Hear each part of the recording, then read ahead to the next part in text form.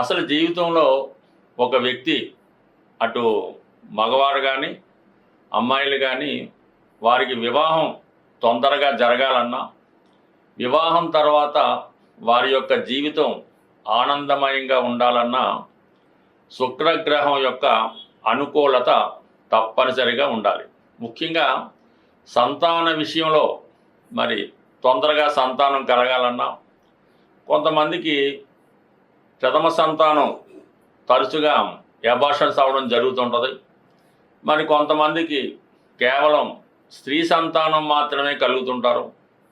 ఈ విధంగా కారణం కూడా శుక్రగ్రహమే కారణం అవుతూ ఉంటుంది.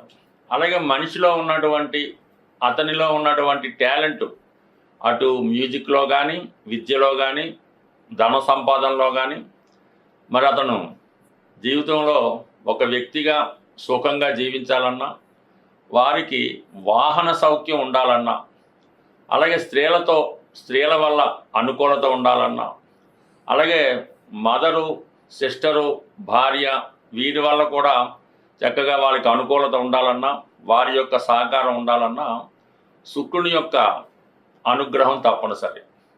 సో అలాగే జీవితంలో వారు ఒక ఖరీదైనటువంటి వాహనంలో తిరగాలన్నా సంపాదించిన ధనాన్ని చక్కగా అనుభవించాలన్నా కూడా శుక్రుడు తప్పనిసరిగా ఉంటాడు. అంటే కొన్ని రంగాల్లో ఉన్న వాళ్ళకి ముఖ్యంగా సినిమా రంగంలో ఉన్న వాళ్ళకి శుక్రుడు వాళ్ళకి కంపల్సరీగా బలంగా ఉంటేనే వాళ్ళు వారి యొక్క వృత్తిలో బాగా రాణించగలుగుతూ ఉంటారు. అలాగే సంగీతం నాట్యం ఏ కళలో కూడా వ్యక్తికి రాణింపు ఉండాలన్నా కంపల్సరీగా శుక్రుడు బలం వారి జాతకంలో ఉండాలి. అంటే శుక్రుడు బలంగా ఉండడం అంటే స్వక్షేత్రంలో ఉండడం కానీ ఉచ్చులో ఉండడం కానీ అలాగే మిత్రక్షేత్రంలో ఉండడం వల్ల బలాన్ని ఇవ్వడం జరుగుతూ ఉంటుంది. ఇప్పుడు ఈ శుక్రుడు మరి వృషభ రాశిలో స్వక్షేత్రంలో ఉండడం అన్నది కొన్ని రాశుల వారికి చాలా మంచి ఫలితాన్ని ఇవ్వడం జరుగుతుంటుంది. ఇప్పుడు ఈ శుక్రుడు కూడా ఎటువంటి పాపగ్రహంతో కలిగకుండా సింగిల్గానే రాశిలో ఉండడం వల్ల చాలా వరకు నిశ్చలంగా మంచి ఫలితాలు ఇవ్వడానికి కారణం అవుతూ ఉంటుంది. అలాగే మకర రాశి వారికి జూన్ 29 నుంచి జూలై 26 మధ్యలో పంచమ స్థానంలో స్వక్షేత్రంలో సంచరిస్తున్నటువంటి శుక్రుని యొక్క ప్రభావం ఈ రాశి వారి మీద ఏ విధంగా ఉండబోతుంది అని పరిశీలించినప్పుడు అదృష్టం వైపు ప్రయాణిస్తున్నటువంటి ఈ మకర రాశి వారికి ఈ శుక్రగ్రహ సంచారం మరింత అభివృద్ధిని ఇవ్వడానికి కారణమవుతూ ఉంటుంది.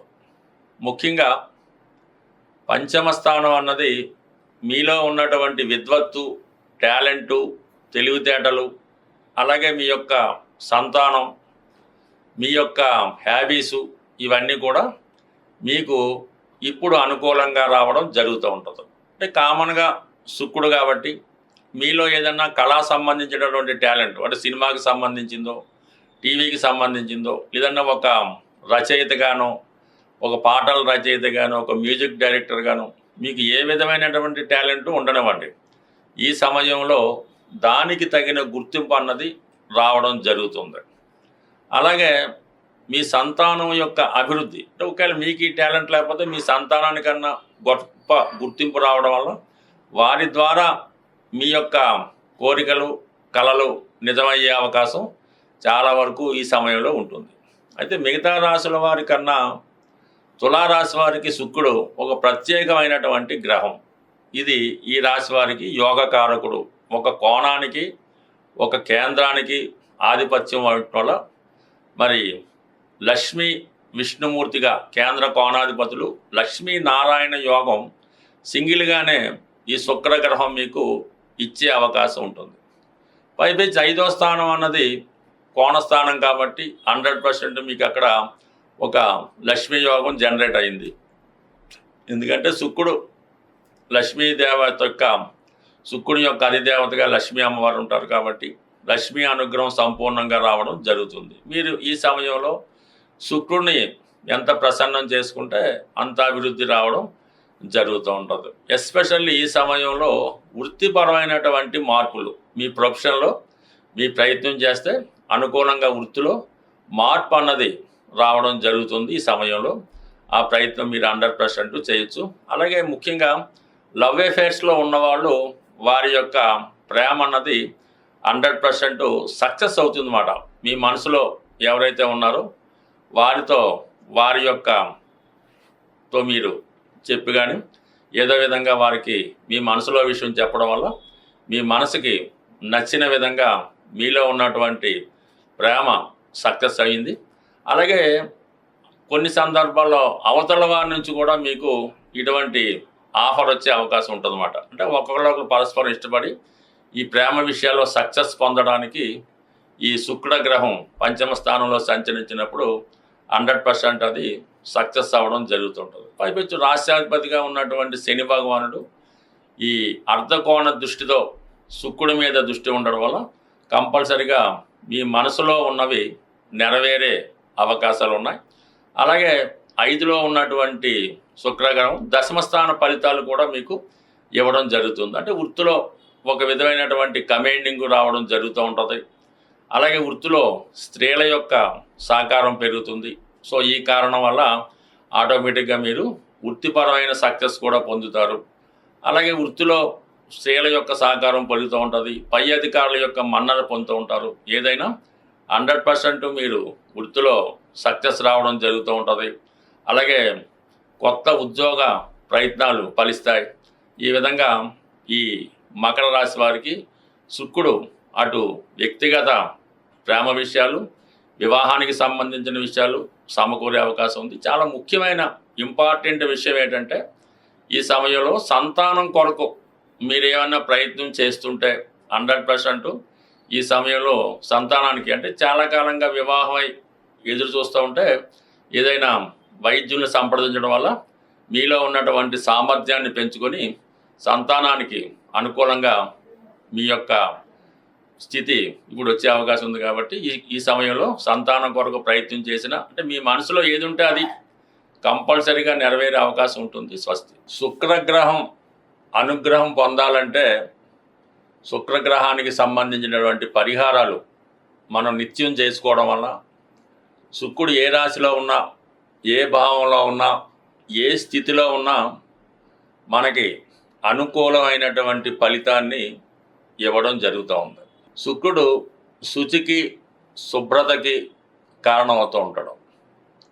అందుకే మన గృహం, మన పరిసరాలు చాలా పరిశుభ్రంగా, శుచిగా, నియమంగా ఉన్నప్పుడు ఆటోమేటిక్గా లక్ష్మీ అమ్మవారు మన గృహంలో కొలువై ఉండడం జరుగుతూ ఉంటుంది. దానికి ప్రధానంగా ఇల్లాలు కూడా కారణమవుతూ ఉంటుంది.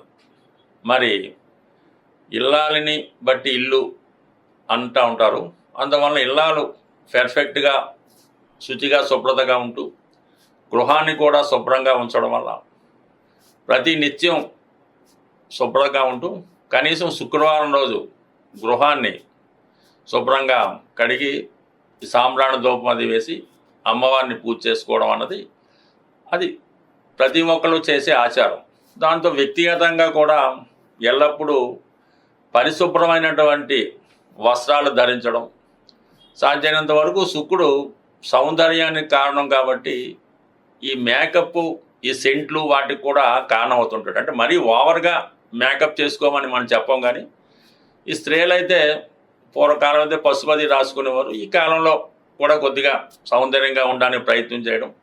మగవారు కూడా సాధ్యమైనంత వరకు ఏదో మేకప్ అది కాదు కానీ కొద్దిగా శుభ్రంగా, నీట్గా ఉంటూ ఈ స్ప్రేలు అవి వాడటం వల్ల కూడా ఈ శుక్రుడు యాక్టివేట్ అవ్వడం జరుగుతూ ఉంటుంది. అందుకనే సాధారణంగా ఈ తులా రాశి, తులా లగ్నం, వృషభ రాశి వారు వచ్చినప్పుడు ఆటోమేటిక్గా వారితో పాటు ఒక మంచి పరిమళం రావడం జరుగుతూ ఉంటుంది. అలాగే సెలబ్రిటీ లాంటి లేడీస్ కానీ పెద్ద పెద్ద స్టార్స్ వచ్చినప్పుడు వాళ్ళ దగ్గర ఉన్నటువంటి పరిమళం మనకి చాలా వరకు డామినేట్ చేయడం జరుగుతూ ఉంటుంది. అందువల్ల ఈ పరిమళ సుగంధ ద్రవ్యాలు వాడటం, అలాగే నిరంతరం శుచిగా ఉండడం, ఇది చేసుకోవడం వల్ల శుక్రుడు యాక్టివేట్ అవుతుంటాడు. సాధారణంగా గృహంలో ఉన్నటువంటి స్త్రీలకి వాళ్ళకి ఎటువంటి లోటు రాకుండా సమయానికి వాళ్ళకి అన్నీ సహకరిస్తూ వాళ్ళని దూషించకుండా, తిట్టకుండా, దుర్భాషలాడకుండా ఉండవలసి ఉంటుంది.